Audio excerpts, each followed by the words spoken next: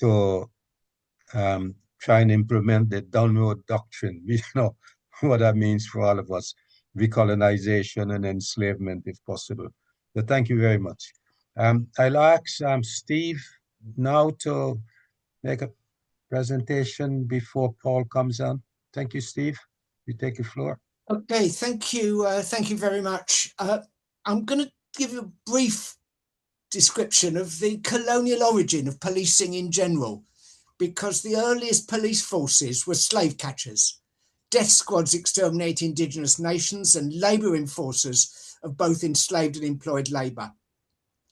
By the end of the 18th century, when London had become the major port for the import of tropical produce from the Caribbean, London commodity traders were concerned about the lack of security of the existing docks.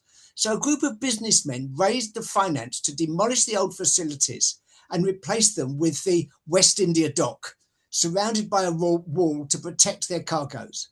The West India Dock became the site of the first uniformed police force in Britain. This river police was the forerunner of the Metropolitan Police. In 1812, Sir Robert Peel was appointed Chief Secretary for Ireland, Britain's oldest colony. The Peace Preservation Act of 1814 laid the basis for the Royal Irish Constabulary, which played a central role in maintaining British rule over Ireland and the suppression of the indigenous Irish population. Peel combined this colonial experience with the theoretical ideas of Patrick Calhoun.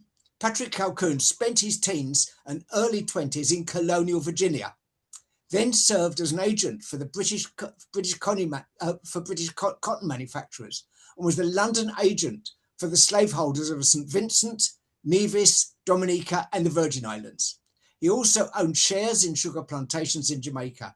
His main concern was to protect bourgeois property relationships and disciplining the working class, a working class that he saw as the enemy, but an enemy necessary for the production of wealth.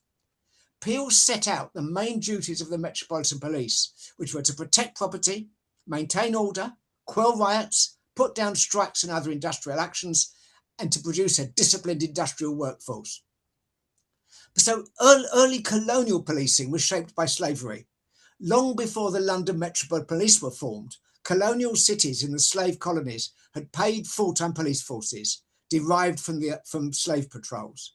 South Carolina, founded by slave owners from Barbados, set up its first slave patrol in 1702. Virginia followed in 1726, North Carolina in 1753. While most slave patrols operated in rural areas, urban patrols like the Charleston, South Carolina City Guard and Watch became a formal paid police force, urban police force, as early as 1783. These heavily armed police regularly inspected the passes of the enslaved and the papers of free black people. The only limit on police power was the fact that enslaved people were someone's property. So killing one could result in civil liability to the owner. The Barbados Slave Act of 1661 made it the legal duty of all white persons to watch, apprehend, and punish enslaved Africans, forming in effect a collective police force. A mounted and uniformed militia patrolled Barbados estates, performed twice monthly searches of homes of enslaved Africans, pursued runaways, supervised gatherings of enslaved people at markets, funerals, and celebrations. These slave catchers were granted immunity by an Act for the Governing of Negroes of 1688. This immunity has effectively continued to this day. The United States also had its own domestic version of colonial policing, the Texas Rangers, who were trained to protect the interests of the white colonists when Texas seceded from Mexico in 1836, following the Mexican government's abolition of slavery. The Texas Rangers were a major force for the white Anglo-Saxon Protestant colonial settler expansion, hunting down and killing the indigenous population, as well as violently driving out the Mexican inhabitants. In effect, they served as the front line in the ethnic cleansing of Texas, and having secured the land, they became labor enforcers for the landowners. One of their primary roles was to act as a slave catching patrol, which led logically in the 20th century to their violent opposition to the civil rights movement. In the 1960s and 1970s, the Texas Rangers played a central role in suppressing the United Farm Workers of America, arresting and beating pickets, breaking strikes, and arresting union officials. So let's look specifically at Jamaica.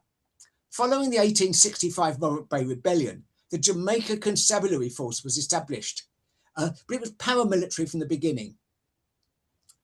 If we move on to the 1937-1938 strike wave, known as the Labour Rebellions, this was immediately met by an armed response from the police. In May, the May 1938 strike at Taton Lyle Frome, 4 workers were killed, 3 by police gunshots, and significantly 1 by a police bayonet, while at least 25 were wounded and over 100 arrested.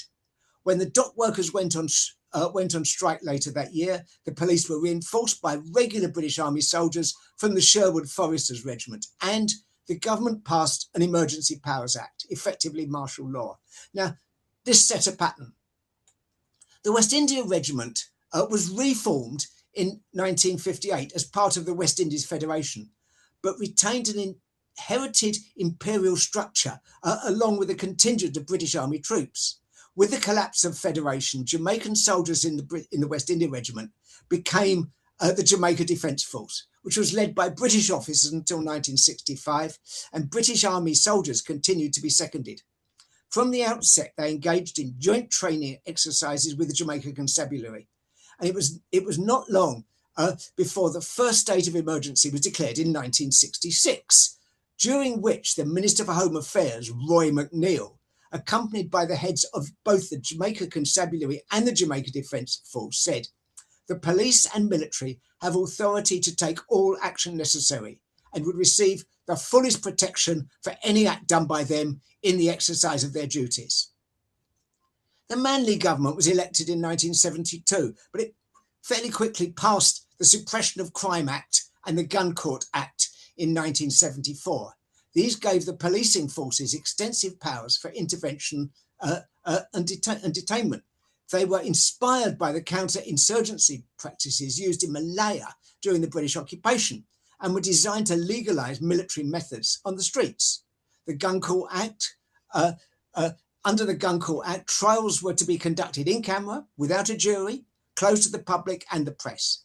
Most offences carried a single mandatory sentence, indefinite imprisonment with hard labour. This was followed by another state of emergency in 1976, which set the pattern that continues today.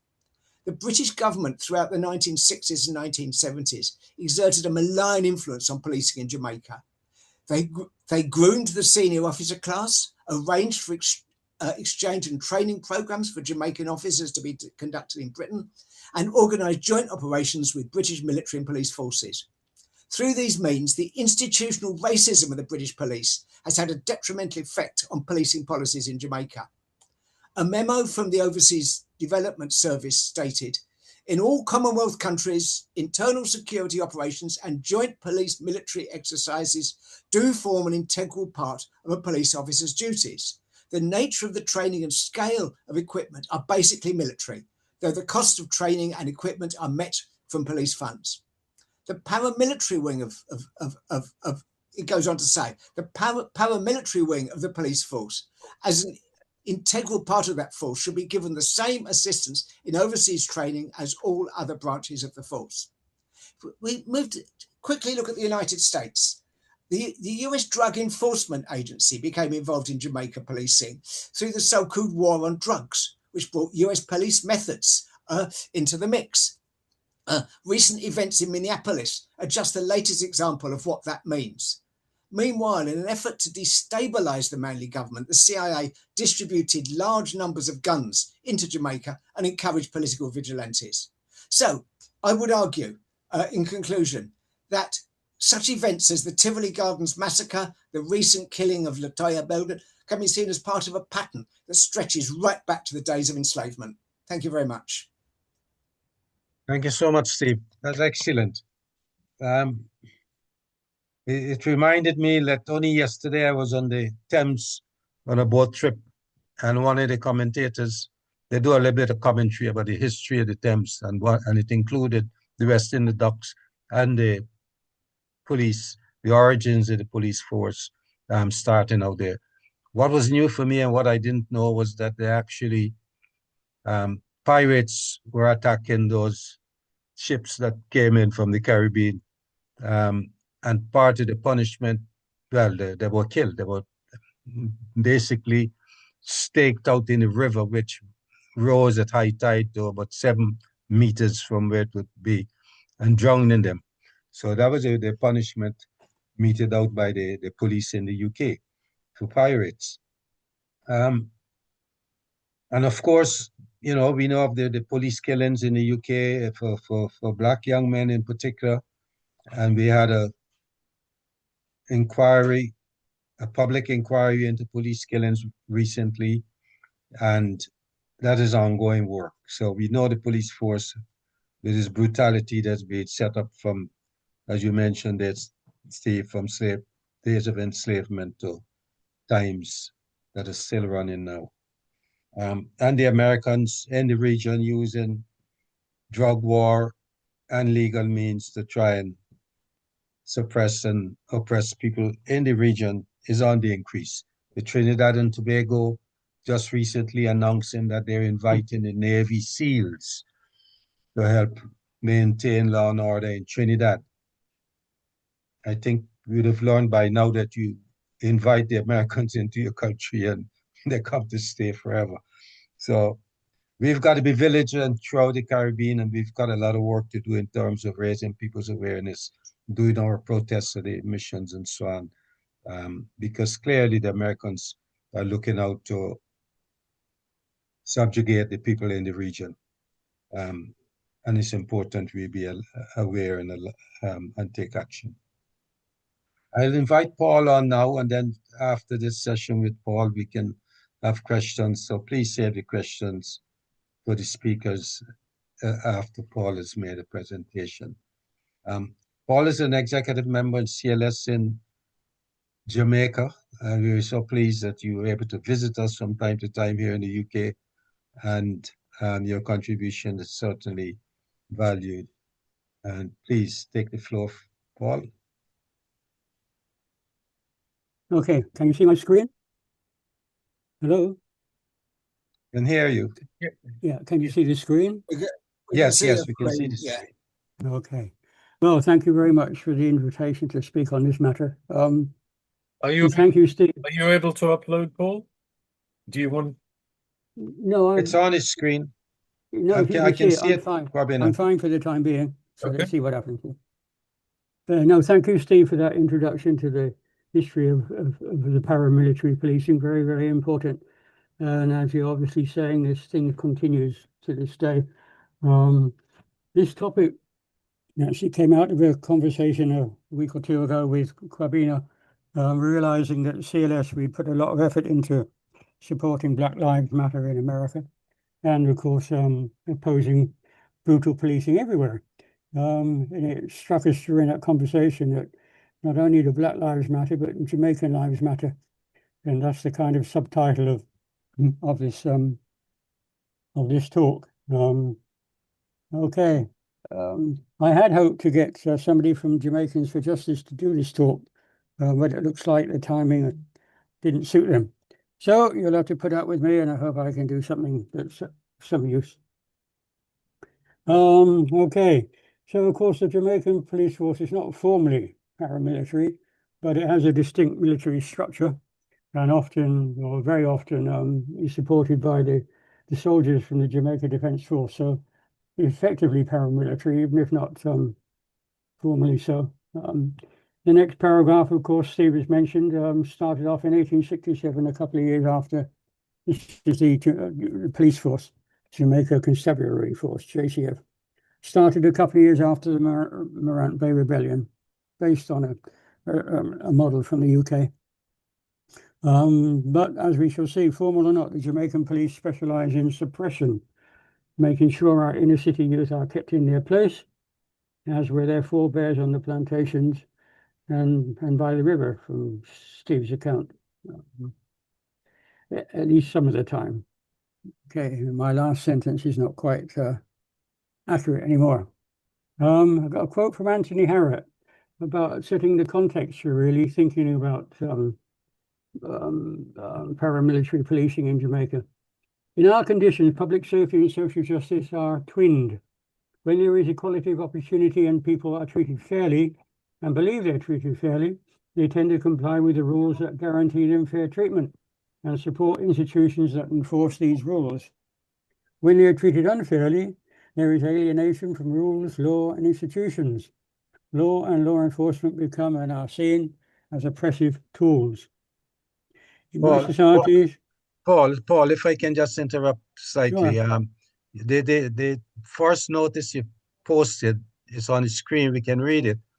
The others are small in the paragraph, in the added margins, but we can't read it. I don't know if it makes sense to click on. Yeah. I have it full screen on my computer, but I don't know. We only have the original, the introduction. Okay, really? It's not moved on. Let me go up.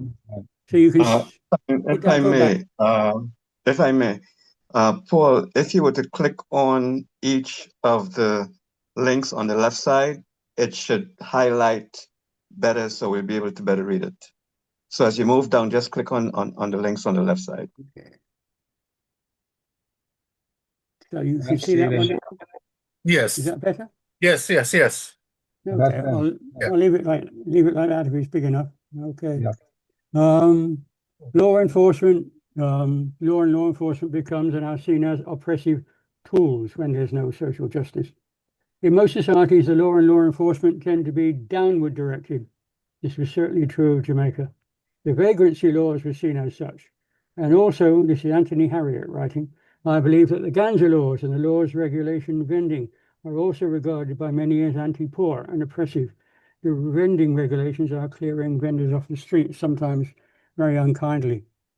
These, we suspect, are not consensus laws, of course.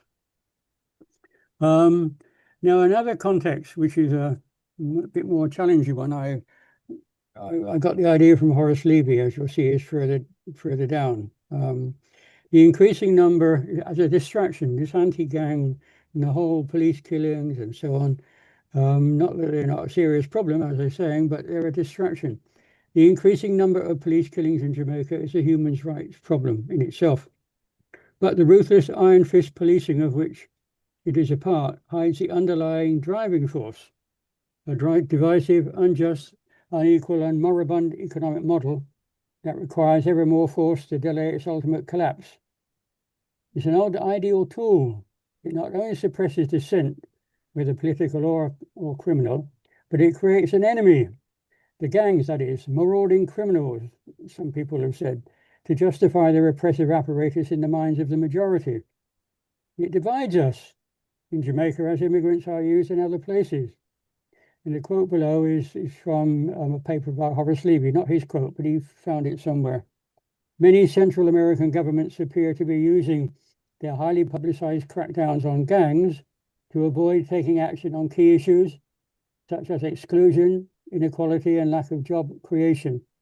In other words, gangs have become a convenient scapegoat on which to blame the region's problems and through which those in power attempt to maintain a particular status quo. So those two contexts, I think, are important. Oh, I'm not supposed to be doing that, am I? I think that's the right one. Yeah, there we go. Yes. Right, uniforms. Okay now?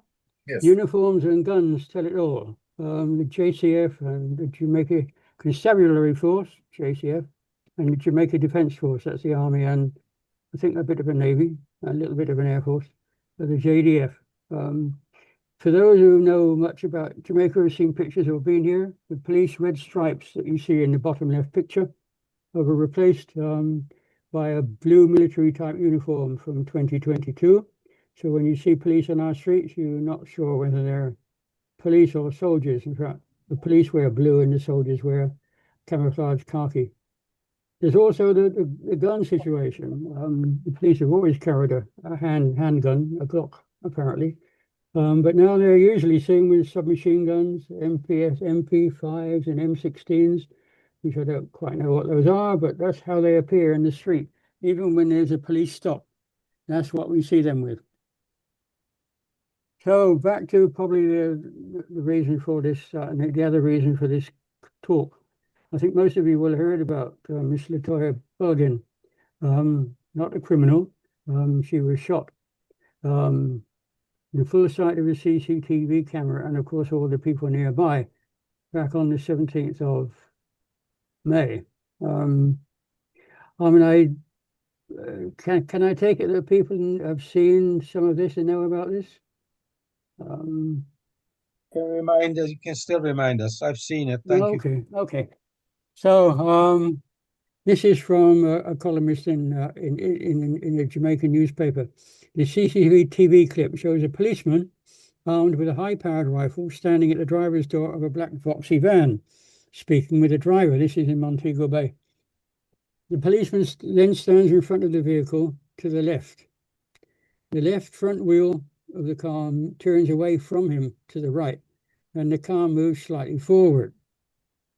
The cop then fires one shot from a handgun directly at the driver through the windscreen. He then walks over to the right-hand side while aiming his weapon still at her, as if she had a gun, I suppose.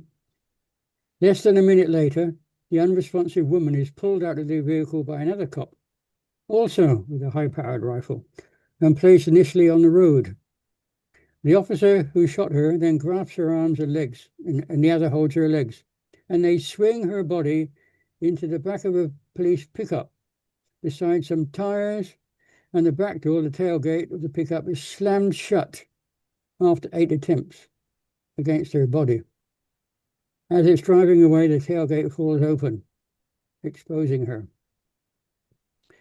If you've seen a video, I mean, I could play it, but I won't, because I don't like to watch it, to be honest. The second part of the video is really, really distressing, the way they treat this person.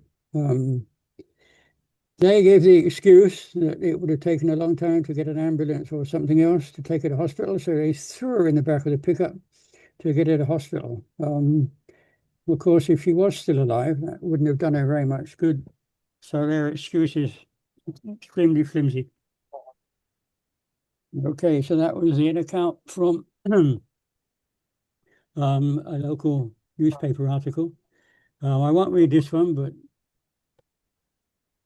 this is from The Guardian, and those who read The Guardian will know they probably should be quite well informed about what happens in Jamaica, because they have many good articles, including an article about this killing of Miss Bulgin. So I won't bother to read that one, since it's a bit of a repeat, but I couldn't decide which one was better. So I put them both in my presentation.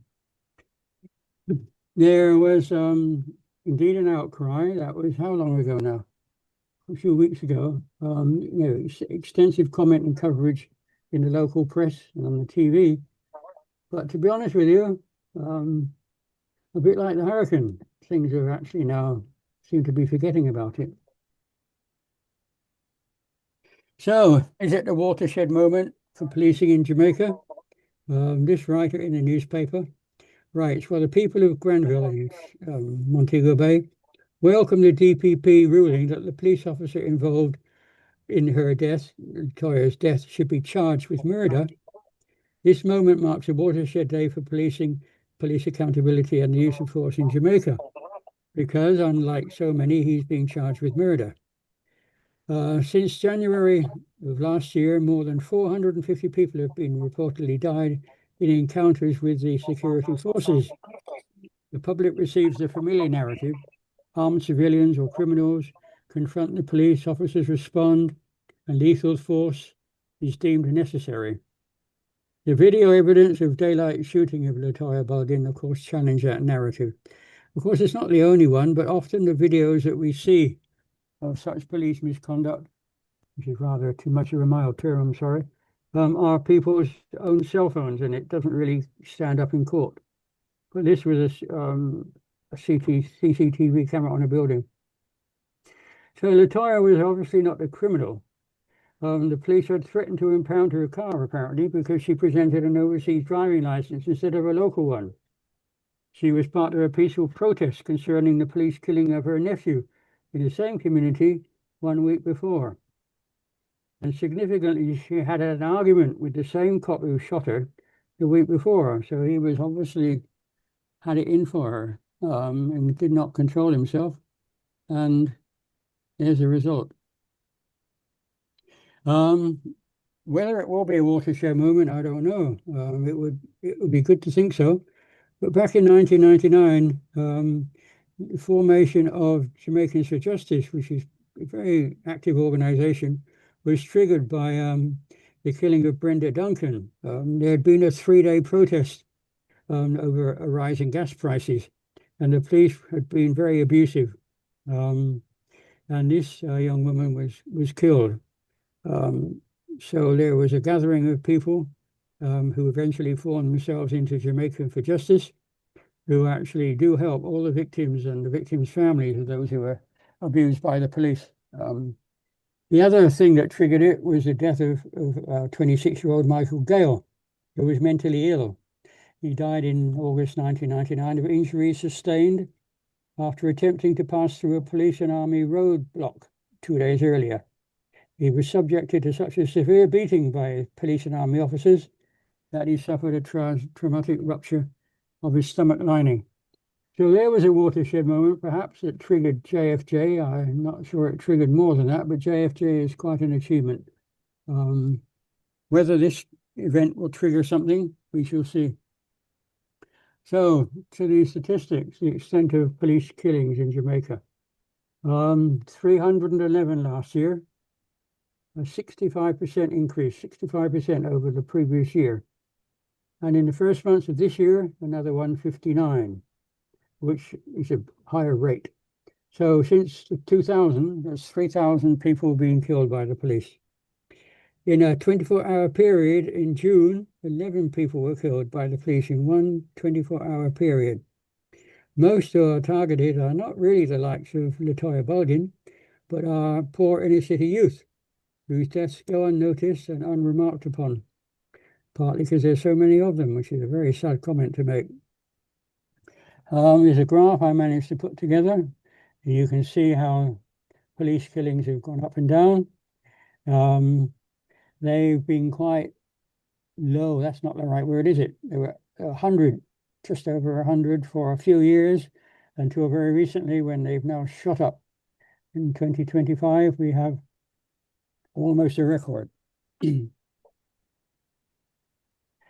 just a little reminder, there's a growing number of persons identified like Michael Gale as mentally ill or in crisis who are amongst those killed. And over a 3-year period from 23 to 25, at least 60 such individuals were fatally shot by the security forces. Right, 60 in 2 or 3 years of people who were mentally ill. Michael Gale was not the only one. Right, but at the same time, as you probably also read, probably heard somewhere, that the murder rate has dropped. Not quite as much as a percentage. It dropped to 673 in 2025, a 40% reduction in relation to 65% increase in police killing. So this is the lowest level for quite a long time, as you can see from the graph.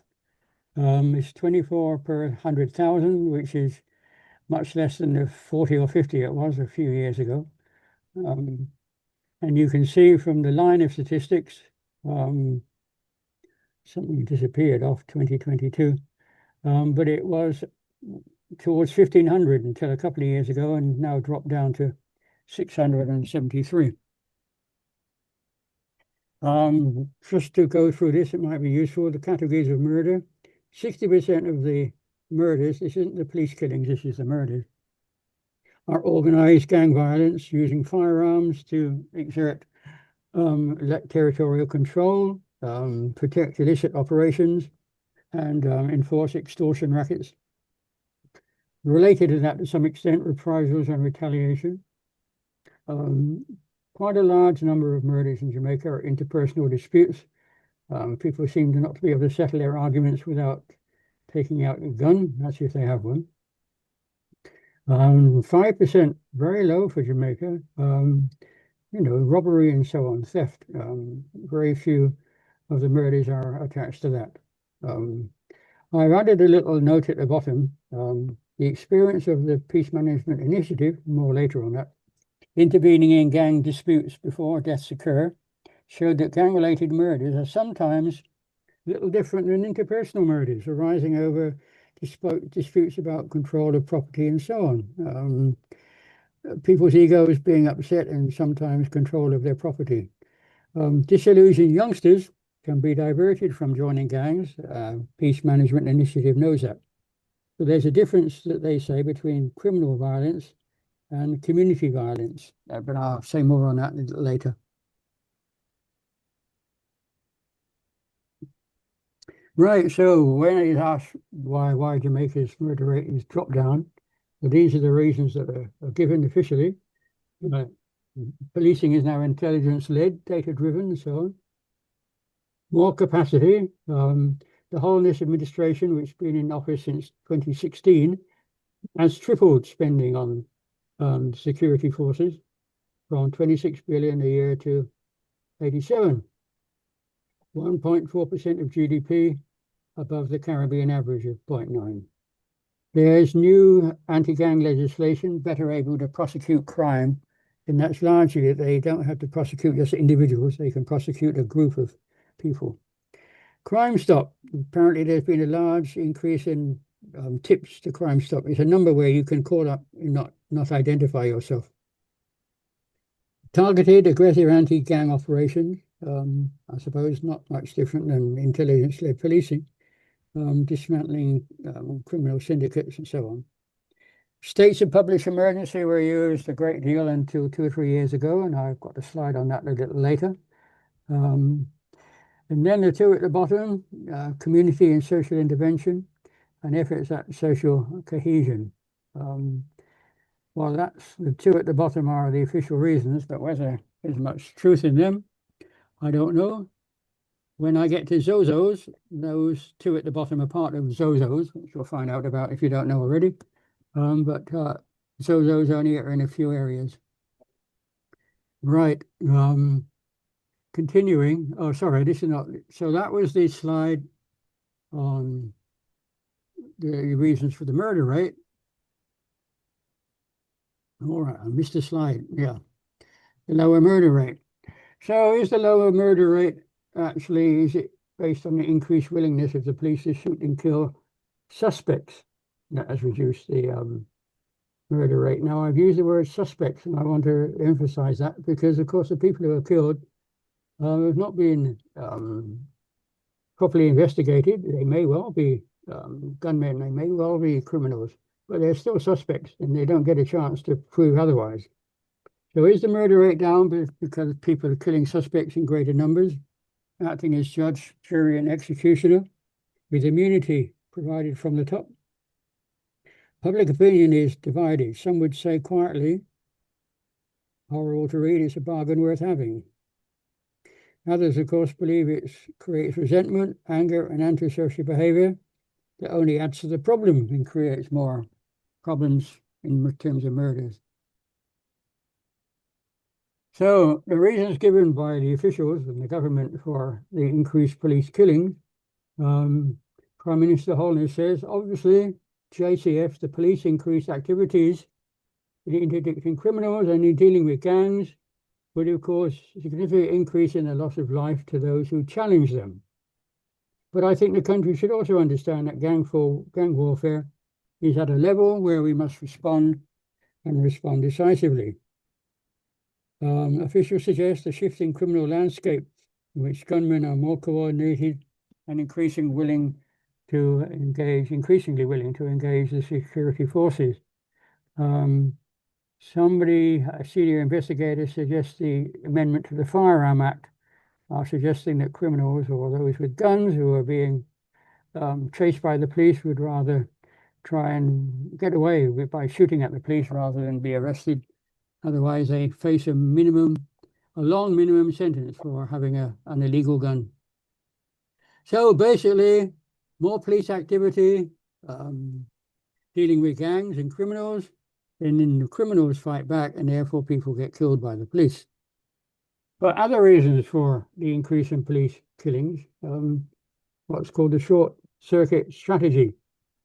Witnesses and advocacy groups frequently report that extrajudicial killings are used as an official alternative to arrest and lengthy criminal trials in heavily backlogged and inefficient courts.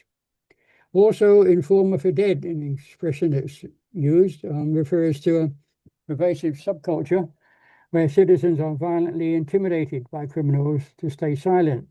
So in other words, convicting criminals in court is lengthy and difficult, so the police choose to act as judge, jury, and executioner. And then, of course, the police know they can get away with it. Impunity. Police are rarely held accountable, and they tamper with evidence. Only about 1 or 2% of on-duty fatal shootings result in criminal charges. That's the charges, and convictions are even rarer. Oversight and accountability. Indicom, which investigates all police killings, regularly reports high caseloads and rare convictions of police due to forensic delays and collusion. So actually preparing a good case to take to court.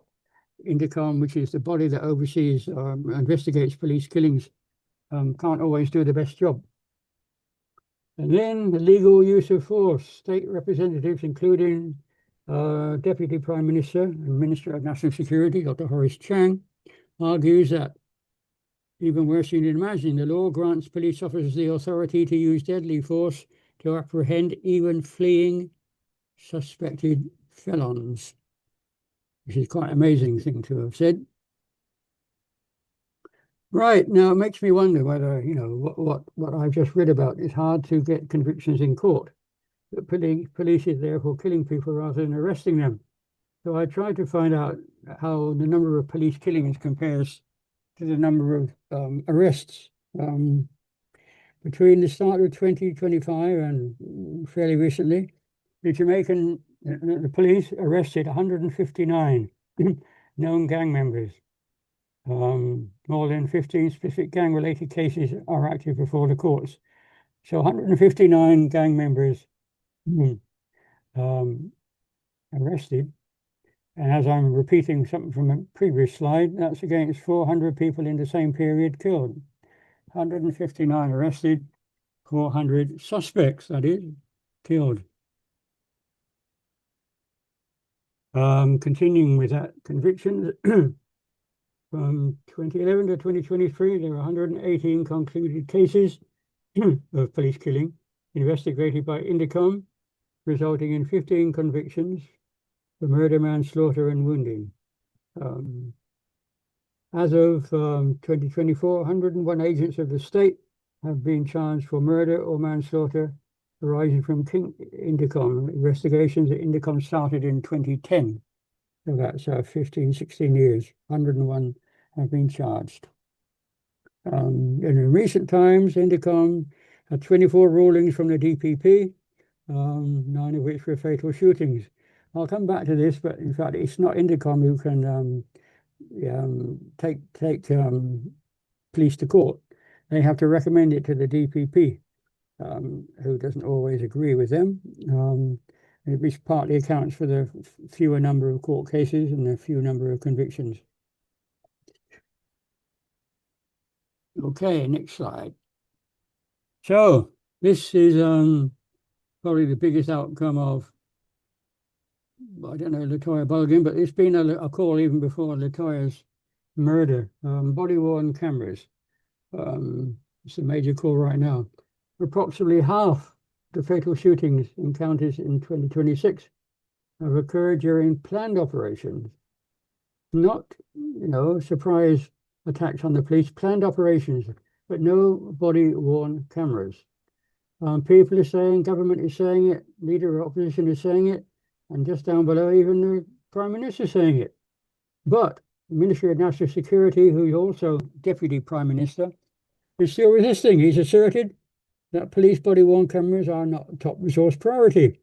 He said that continuous body camera usage is difficult or unsuitable during certain armed raids, pointing out that the current uniforms are not inherently designed for body-worn cameras, even though those uniforms are only being in use for about 3 or 4 years. So that's the Dr. Horace Chang. Senior member of government, Deputy Prime Minister, and it looks like Prime Minister Holness will not overrule him, perhaps because otherwise he might resign. The backlash to those sort of comments by Horace Chang, civil society has certainly reacted, including Mark Golding, the PMP leader, strongly urged the police must wear cameras during major operations. The JCF will benefit from the enhanced confidence this will bring in the population that they are there to serve and protect, said Golding. And it's hard to understand, unless, of course, the one believes that the police are killing people unjustifiably. If they were killing people justifiably, then the cameras would help their cause. Holness actually later weighed in and indicated that body-worn cameras are not optional for the police and should be standard issue. So it's interesting to see how that will go. Will Dr. Chang be overruled or not? Further on body-worn cameras, the Intercom Commissioner says there's 1,500 body-worn cameras are deployed daily, but most within a branch where the officers patrol commercial districts, not only special operations. Between January and April this year, which is 2026, there were 5 shootings in which body-worn cameras were acknowledged as being issued to cops. No footage was recorded with these following pathetic reasons. The camera was not on because the officer did not have a clip to wear it on his uniform. 2 indicated that the camera was not activated. Another didn't get a chance to turn it on. Another stated it was in buffer mode, but he didn't get a chance to put it in record mode. And the last one indicated that he was instructed by another officer to turn it on, but no footage came from the camera. So you can see there's not exactly a lot of cooperation by the police on that. Whoop, I've gone down too far.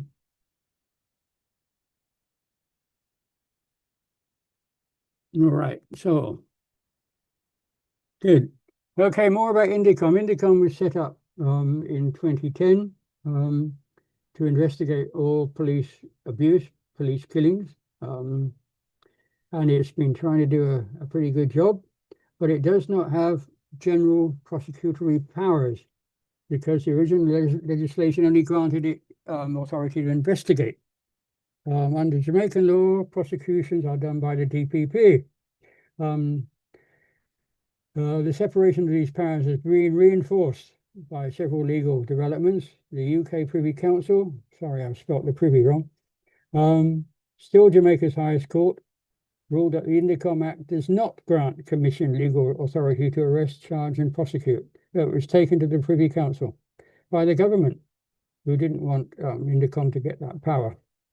The Holness, again I've got another typo there, the Holness government officially decided not to amend the Indicom Act to add prosecutory powers, which it could have done, relying instead on increasing staff capacity at the DPP to handle these cases. Well, I'm not sure that's happened either. So the idea of granting Indicom power to prosecute and perhaps making the police less unaccountable, the opportunity has not been taken. Worse than that, Indicom is generally not supported by the government. Indicom was actually started off by the JLP, the same current administration of Holness, but they often get criticised as interfering with police activities. The Jamaican government historically criticised Indicom, with some officials arguing that the agency's investigative approach is overzealous and causes security forces to be fearful and demoralised. Prime Minister Holness publicly expressed concern that Indicom's actions and public handling of police encounters were causing officers to retreat from their duties and demoralising the force. Horace Chang stated that certain citizens are inappropriately using Indicom oversight powers as a shield to heap abuse on the police. So Indicom doesn't get a lot of support. Right, another aspect of paramilitary policing in Jamaica, states of emergency and zones of special operations, those. They're targeted security measures to suppress violent crimes. While SOEs grant broad temporary power to security forces, ZOZOs are medium to long-term initiatives that combine enhanced policing with community development. Now, the history of ZOZOs, history of SOE, the use of SOEs. This short-term aggressive measure in response to rampant criminality, gang warfare, and escalating violence is used in specific police divisions. It grants the security forces enhanced authority, including the ability to conduct warrantless searches, establish curfews, and detain individuals just on reasonable suspicion and hold them for long periods. The Holness government, elected in 2016, began using states of emergency to excess in about 2018, but they require a 2/3 majority in the Senate for an extension beyond 2 weeks. And this requires an opposition member to cross the aisle, which the PMP, the opposition, did not do on principle. Holness then took to starting a new SOE every 2 weeks, but this was eventually ruled unconstitutional. Many abuses took place during states of emergency, with some victims awarded damages for mistreatment, especially long confinements without charge. So we've moved on from them to some extent. ZOZOs aim to dismantle groups while bringing civic stability through social and human development. There are 2 phases, clear and hold, and then build and develop. And they include strict human rights safeguards, requiring the detainees to be brought before a JP within 24 hours. They're still operational in some communities, several communities, Mount Salem, in Montego Bay area, Denham Town, and in Kingston and Augustown on the edge of Kingston. So those are an improvement on states of emergency, and thank goodness the opposition managed to disrupt the use of SOEs. Besides the SOEs and violent initiatives like that, we've had some notorious police officers and special squads in the past who've become famous and to some extent for some people heroes for being very brutal. One being Keith Trinity Gardner, and another one Cornwall Bigger Ford. The latter on the scene of the killing of seven youths in Brighton in 2001. Renato Adams, another hero for some people, was head of the crime management unit, disbanded in 2002. I'm not sure whether that should say another year. Anyway, it was disbanded following allegations of operating outside police guidelines. He was actually accused of wrongdoing, but he was eventually acquitted. And he was a hero for some people. The Mobile Reserve is one of the special squads. We actually knew my wife and I knew somebody in the Mobile Reserve, and he certainly used to take a pride in heavy-handed policing. That was disbanded in 2019 and replaced with Special Operations Branch. I'm sure that should say 2022, to target gang violence, high-risk individuals, and hotspot areas. So we've had notorious police, and we've had notorious police squads, special squads. A new one I only found out about yesterday, Area Fugitives Apprehension Teams. It's been around for a couple of years, so I've missed it. Jamaicans for Justice is particularly concerned about these teams. In 2022, they were involved in only 5% of planned police operations, PPOs, and 3% of related fatalities. But by the first half of last year, they accounted for 51% of deployments and 47% of fatalities. So it seems like these teams, to use this sort of neutral word, these teams are being just as violent as the previous ones that were later disbanded.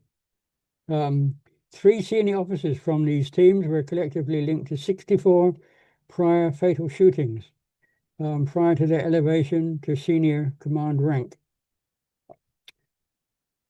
So it looks like we have another police squad that is doing what previous ones did. Just a comment on Tivoli Gardens. I think most of you are aware of what happened in 2010 when the security forces went into Tivoli in May 2010 with US support. And it wasn't so much to captured Christopher Goodis, who was wanted on extradition, but to take control of an almost autonomous community through terror and killing. Yet, why did the community want to protect Coke? Why did they fight back? Like Zeke's a few years before, I won't go into Zeke's, but a related sort of incident, Coke was a benefactor, providing the support and even security that the state was not providing in Tivoli. So again, the problem was not a super gang, but really a neglect of people themselves, leading to the mother of all paramilitary operations. Over 70 people were killed, possibly well over 100. Official figure 72 or 73. 3 days of terror. The lights turned off. A terrible event. Mortars used. Young men taken out of their homes and summarily killed or abused. Wow. Not a good situation. Many people thought, however, that the Tivoli people have themselves to blame. So this thing about police killings is a divided opinion in Jamaica. The onslaught was a warning. They say the onslaught was a warning to others, but of course a distraction from more fundamental state failings that I've mentioned before.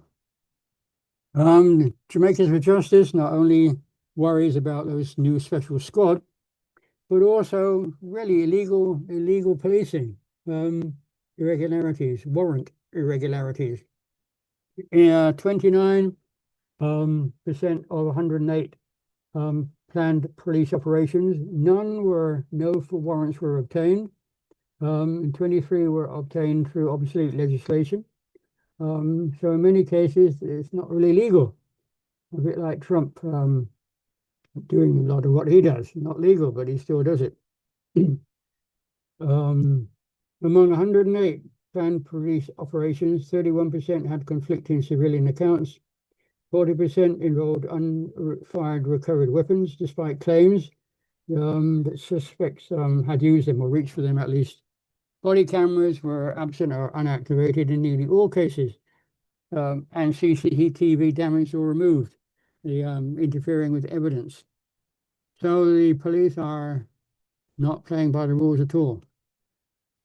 On the opposite extreme, if you like, the Peace Management Initiative, which an initiative started off in 2002 to try and look at gang violence in inner cities in an entirely different way, not treating gangs as just thugs, but as groups who grown and recruit young people who could not be recruited, and they were making very good progress.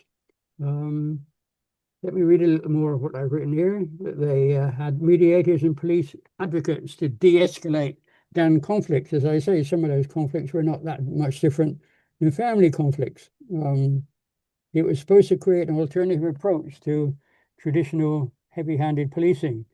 They violence interruption by diffusing tension, and they draw a strict distinction between criminal violence and community violence, focusing on the latter. In other words, community violence, the one where people are protecting turf, especially that, but not necessarily harming anybody. And they also provide rehabilitation, vocational training, and so on. But in the last paragraph, the organization is heavily relied on government funding, but that was withdrawn at the end of 2019, driven by a shift in government policy. So PMI does no longer operate. National Security Minister, the same Horace Chang, stated that engaging and negotiating with active violence producers was not working. Well, not working, but also I think he said it wasn't right. But of course, if you followed what I said above, a lot of these violence producers are young men who are not really criminals at all, who can be influenced to live a better sort of life. So moving on a little bit, not too much left now. The PNP, is it really an alternative? Well, back in the 70s, the opposition party PNP, led by Manley at the time, who did a lot of good social stuff, a lot of good social legislation was passed. However, did surpass the, and Steve mentioned this, Suppression of Crimes Act and the Gun Court Act. and these gave police forces extensive powers, which of course are taken too far and abused by the police. Steve mentioned that the Gun Court Act gun court trials take place in camera, so nobody can really know what's being said or goes on. And the Suppression of Crimes Act was a forerunner of heavy policing. So I said that because then I was looking at the PMP approach in opposition now. Do they have anything to offer? They emphasize transforming the Jamaica police from a force into a service, in line with the police mission, which is hard to believe, but the police mission is apparently to serve, protect, and reassure. But of course, that probably only applies to a small number of the population that they serve, protect, and reassure. The PMP also want preventative social intervention, and I've got a slide later that actually says they will bring back peace management initiative into action. Public accountability and human rights, strengthen and support Indicom, let us hope, if they happen to win next time. And a core policy shifting away from hard policing to and in reliance on military-led operations, instead activating ZOZOs, really, they support ZOZOs, and also trying to attract a higher quality personnel into the police force. That's their general approach. So the PMP, again, continuation, they will bring back the bring back the Peace Management Initiative, PMI, and also train 500 violence interrupters. Expand Project STAR, which is a joint government private sector idea to help with the social intervention in the inner city. Reform the police system, prison system to reduce the high level of recidivism. Which is a good idea. Build up the Jamaican system of cameras, one such that caught the killing of Latoya Bulgin. Provide mental health support for the officers, so they don't do what the officer did who killed Latoya Bulgin. He didn't count to 10 before he acted. And partner with NGOs to focus on anger management, parenting, and so on, because as you saw, 20% of murders are domestic. Right, I think we're getting there. I haven't had a chance to re-look at these reports, but there have been some substantial reports to reform the police away from the paramilitary model into a much more community-based model, the Wolf Report and the Hearst Report. So there are models and there are ideas out there to use.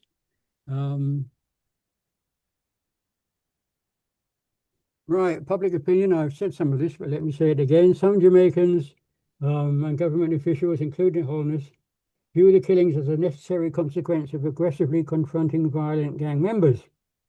Police Commissioner Kevin Blake has indicated that the high number of shootings is a fault of criminals who choose to challenge the police. Others calls for accountability, express discomfort and anger over deaths that happen in disputed circumstances when there are no civilian witnesses. And a strong call, of course, therefore, for body-worn cameras. Opposition leader Mark Golding has voiced concerns about the high death toll during these encounters. At the time of a well-supported Jamaican for Justice protest last year against the increased killings, for which they asked their supporters to wear black, a counter-protest was launched on social media, which invited people to wear blue in support of the police. Major businesses, such as Jamaica's popular pharmacy chain Fontana, supported the Blue campaign, saying the plummeting crime rates were making people feel safer. So, as I'm trying to say, public opinion is divided. So just before the end, nearly done now, a better version of policing has to start with looking at the causes of crime and violence. Well, there are organized criminal gangs, drugs and firearm trafficking. Jamaica does serve as a prominent transit point for illegal drug trade, which gangs use to fund illicit activities and purchase illegal firearms. And guns from the USA are clearly a problem. The drugs coming through Jamaica are made into a big problem, but the guns coming down from America, of course, are not dealt with, not by the Americans. So then there's garrison politics, arising from the 70s. Political patronage led to creation of armed, low-income garrison communities, where the gangs, if you want to call them that, would act on behalf of the political parties, and these continue to some extent. Economic inequality and unemployment, high levels of poverty, urban marginalization, youth unemployment, drive disengagement, disillusionment, and create environments where illegal activities, such as lottery scamming, becomes an economic survival tool. I could add there that even if you have a degree in Jamaica, 80% plus of graduates in Jamaica leave Jamaica because they can't find anything worth their qualifications in Jamaica. They're the ones who are lucky ones. I don't know whether they're lucky, but the ones who go away. A lot of the inner city youth, of course, don't have that option. You have to look for an economic survival tool, not to excuse them, but to understand. Community and domestic violence, local disputes, intimate partner violence, and I'm sad to say, quite a lot of attacks on women in the last year or two. Intergenerational trauma, the historic trauma of colonialism and chattel slavery, combined with high rates of exposure to community violence and the normalization of corporal punishment still used, shape the social norms and behavior that perpetuate violence. In other words, children learn a violent way of life. Not everybody, but enough. And then, of course, there's corruption, political involvement in some gang networks, corruption and gross inequality undermine trust. So the police just don't get the trust they need to make a difference. Right, so nearly done, last 2 or 3 slides. Referring to something I had at the beginning, an alternative to iron fist policing. An article by Horace Levy, I haven't fully read it, but Horace Levy was instrumental in the design and the success of the Peace Management Initiative. The recommendations in his report include community renewal, registering at-risk youth, educational enrichment, research on violence within families, police accountability, and, I'm not quite sure why I did the slide this way, sensitivity on the part of anti-gang legislation to the reality of corner crews and defence crews, perhaps in recognition of defence crews in a formal classification. Well, what that's pointing to is that all gangs are not just the same nasty, murderous gangs that they're made out to be. Some of them are much less murderous, not murderous at all. They need to be differentiated. An end to state funding of criminal gangs through which through government contracts that keep the criminal gangs going and often cause problems when the criminal gangs want a piece of the pie they don't get. And then, very importantly, relating to the problem of delayed courts and police killing people because the courts won't deal with them, major improvements in the court system to reduce the delays and poor conviction rates that frustrate the police and give impunity to criminals.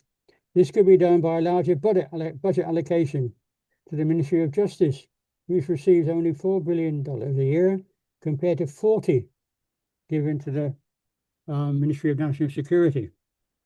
So that is very important. So longer term alternatives to iron fist paramilitary policing are quite clear. Deal with the society issues that generate antisocial behavior and crime. They're clear, but they're not easy.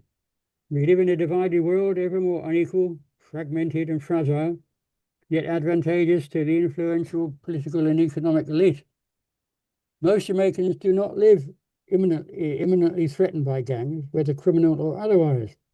Those in our inner cities do, but they fear the police just as much.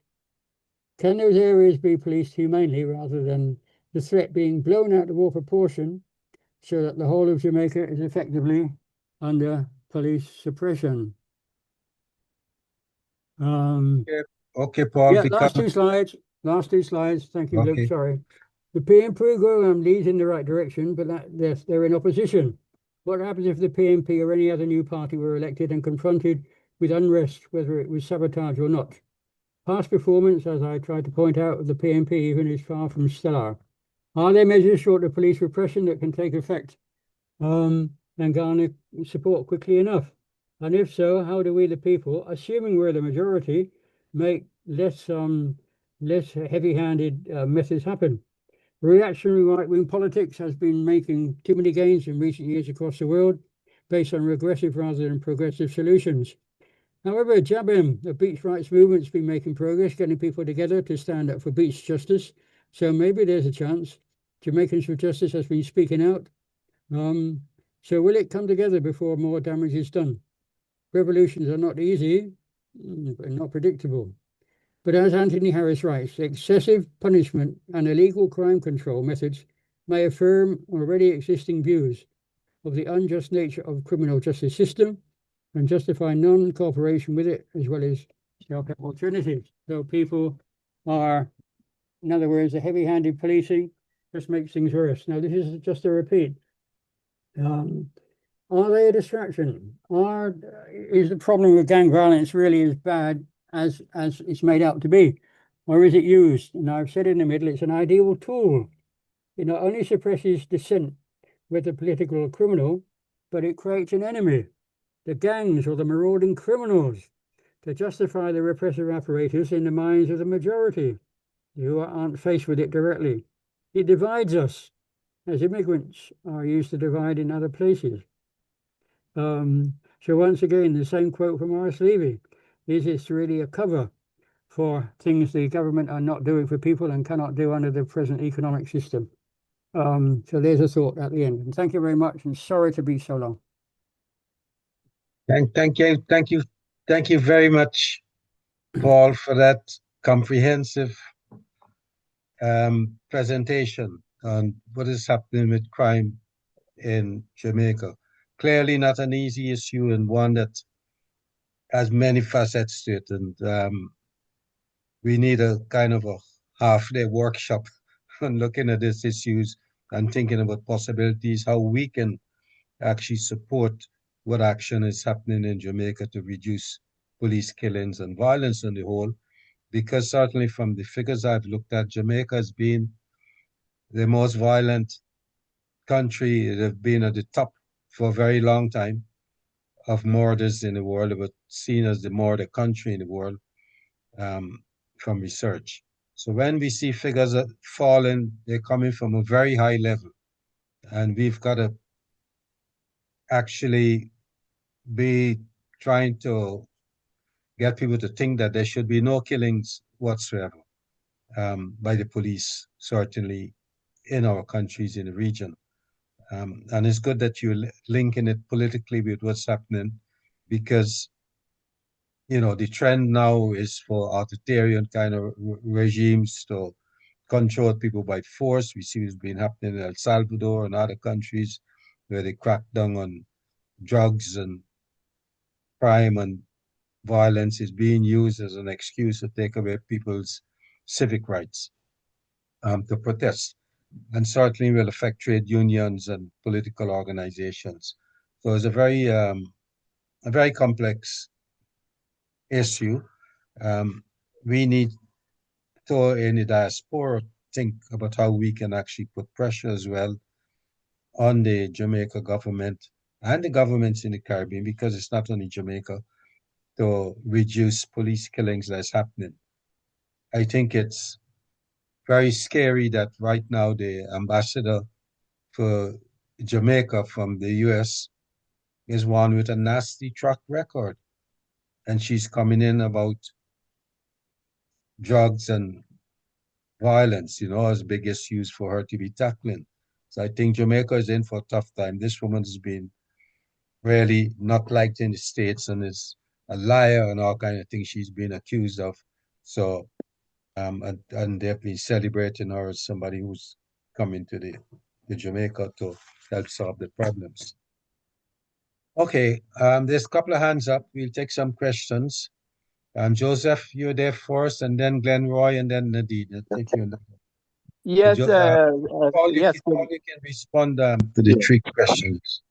yes. Good afternoon, good morning, wherever people are. Good night. Look, I do agree with you that we need the conversation on the whole issue of the policing and the crime and so on need a bigger time period for us to hammer out. But I just want to ask a few quick questions. I know I don't have much time. The issue of would Paul see any similarity with Jamaica and Haiti? How things are evolving in Jamaica, and would he also say that crime or policing is a big business indeed? Now, if Lucky would permit me to ask a question, because I'm not too sure there'll be Sure. time to ask Francisco now. Francisco, about the situation in Venezuela, the fact that, and I'm glad he raised the issue of the U.S. sending troops instead of, or military instead of rescue people. Does he see that there's some kind of potential connecting the dot with what is happening in Colombia and in Peru and so on, where one of the first statements, and he's looking back to Jamaica now with Paul's and Steve's contribution, that one of the first statements that the president-elect of Peru have said that deregulation and law enforcement would be her main goal at the moment, which sounds very frightening to begin with. So I would not manipulate too much talk, but so thank you very much, all the speakers. You have barely given us much food to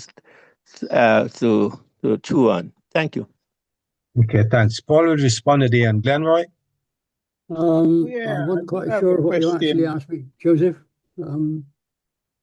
could you clarify what you asked me, please?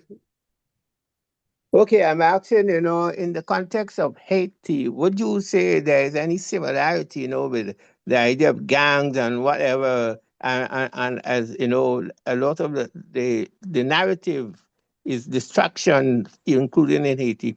Do you think that there is any there's any similarity? And would you say indeed that policing and crime in Jamaica is really big business indeed? Thanks. No, I think you're right. Thank you. I'm sorry I didn't hear you the first time. No, I'm sure you're right. I mean, as I tried to say at the end, the gang violence, as it's called, is a useful tool for the government. They can create this enemy in people's minds, which they apparently then need to react to. And of course, the police benefit from it. And I think I saw a post there that many police are involved in these gangs. So yeah, it's not as though there's a genuine effort to get rid of gangs because they serve a purpose. Yeah. Thanks. Glenroy, you want to put your question? Thanks. How are you doing, Yeah, brother? as I said earlier on, it was a question, but I think it's probably partly been answered by Paul, because I was going to raise the issue of the police officers involved in the fatal shooting that were removing evidence, in essence, by removing the young lady's body, etc., etc. And I wanted to know if this was a pattern that they, when they're involved in killing, that they hide the evidence, whether deliberately or not. But I think Paul has said that they are taking CCTV footage. Obviously, they didn't get this one at the that particular killing. But it's clear that part of the issue isn't just that they are being violent, but they are concealing the evidence in any way they can, and are being obviously supported by the authorities. So I do wonder about that, and if there is any police internal investigation models that exist there to sort of help with this, because clearly that what happened in the video was a total violation of due process. Thanks very much. Mm-hmm. Thanks. Yeah, Thanks. I think the police get there. The police are there when it happens before Intercom, and Intercom maybe not get there for some hours sometimes. So there's every report of police tampering with evidence, removing what might incriminate them. Sure. Thank you. Nadine? Oh yeah, I'd like to agree with what Paul has said. I used to, as a barrister, represent Jamaicans in the Privy Council years ago, when the Privy Council was the final court of appeal. And my three takeaways, and I don't think it's changed that much over the years, is one, like in Ireland, the police practice a policy of round up the usual suspects. Quite a few of the people I represented, I think, probably had been involved in gang violence, but there was no real evidence they'd been involved in that particular act and incident. And also the evidence collection was quite shocking. And it wasn't just that they hid evidence, the evidence collection policies and practices were so poor that they very rarely collected evidence. And that fed into what went to courts. And that's why the courts were so inefficient. The other thing was, like in America, nobody particularly wanted to represent people from Tivoli Gardens. And so you'd get people who were in their first year of practice representing people accused of murder who could face the most serious consequences of death row. And I don't know whether, Paul, it's changed that much. I'm going back to the 90s. What do you think, Paul?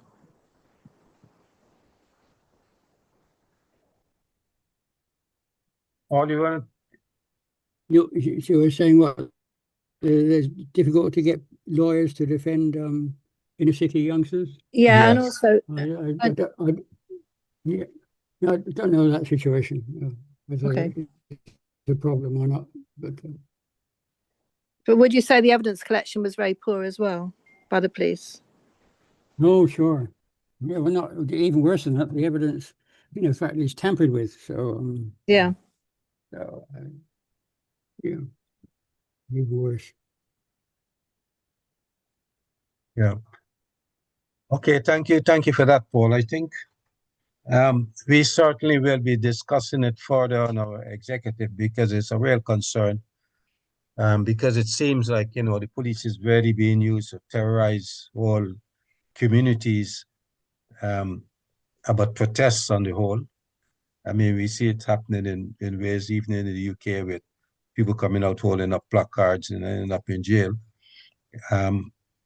So we've got to mobilize in a smart way to challenge these things that are happening. And I certainly think I saw one article in a Caribbean newspaper, which was more or less trying to sanitize Jamaica as a peaceful place, that these things have come down.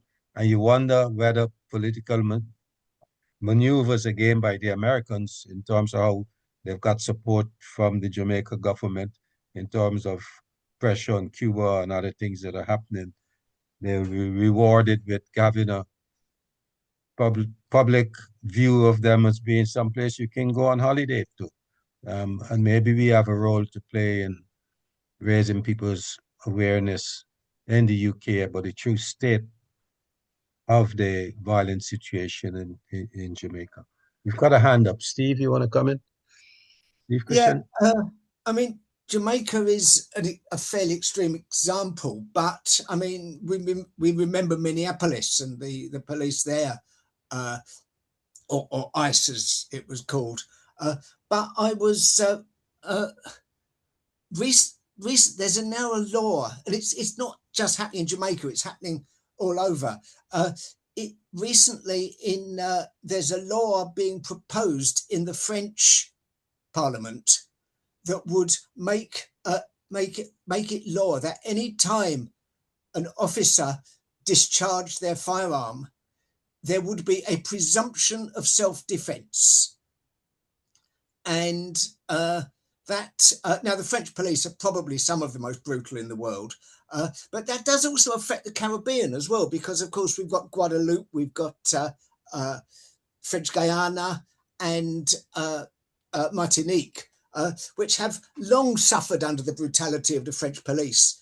And now, if they can be made even more, given greater impunity, that will affect people in the Caribbean as well, and so on. In France, the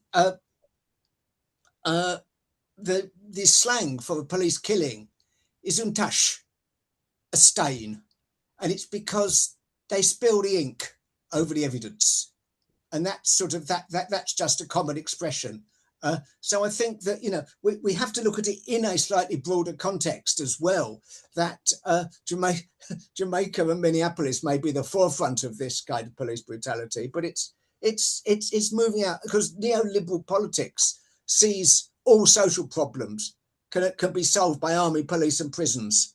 And that's all they see the role of the state.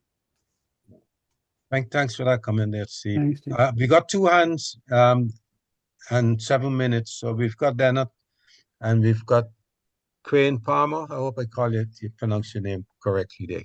Crane. I'll give Yes. way to Quayne. I'll give way to Quayne. Greetings. Okay, thanks. Crane, you want to put your question or comment now? Comment. Can you hear me clearly? Yes. Paul, well done. A good Thank you, presentation in Quayne's presenting the a good friend of facts. mine. So, okay, sorry. I think when we're talking about this thing here internationally about French Guiana, Martinique, and even in Trinidad, where there's an increase in, you know, paramilitary kind of technique in fighting crime, which is a social ill. It's really being sanctioned by the global elites. For example, it's a policy in Jamaica. It's a policy to allow the police, and it is being sanctioned by our two main economic and political supporters, because we're not hearing any outcry against it from the US, which is one. And we're getting our new ambassador, and I'm sure she won't mind, because I haven't heard anything against it. And by our Chinese sponsors, which is, you know, is even embedded in the Chinese state. So there isn't really any outcry, and that's why I believe and agree with Paul. And it is evident that it is a policy of the state to practice this paramilitary, you know, type of policing. You mentioned the Jamaica Constabulary Force that was formed out of the rebellion of the Marant Bay Rebellion in 1867 as a means of controlling people. Is not to enforce law and order or to provide justice, but it is to cripple, to, you know, to retard expression freedom, you know, of poor blacks that are living in Jamaica. Yeah. So I just wanted to just mention that it is sponsored and it is being allowed. Why it is being allowed is because we don't have any outcry against it. We don't have any sanctions from our two main sponsors because they are in agreement with this type of practice. So that's just my opinion and my comment. Thank you. Thanks a lot. I'll try and get Corbina in. Dennett? Yes, Paul, you have drafted an excellent indictment of the police in Jamaica, but the police are merely agents of the ruling class. Particularly this statistics, which I haven't come across before, which is that 159 persons were arrested, yet 400 were killed by the police in the same period. You will know that 63% of the homicides in Jamaica to date for this year is caused by the police. It's incredible. In our discussion, we had discussed certain things about what's happening in Jamaica. Firstly, we in CLS, I don't think are attacking Jamaica. We're attacking the ruling systems in Jamaica.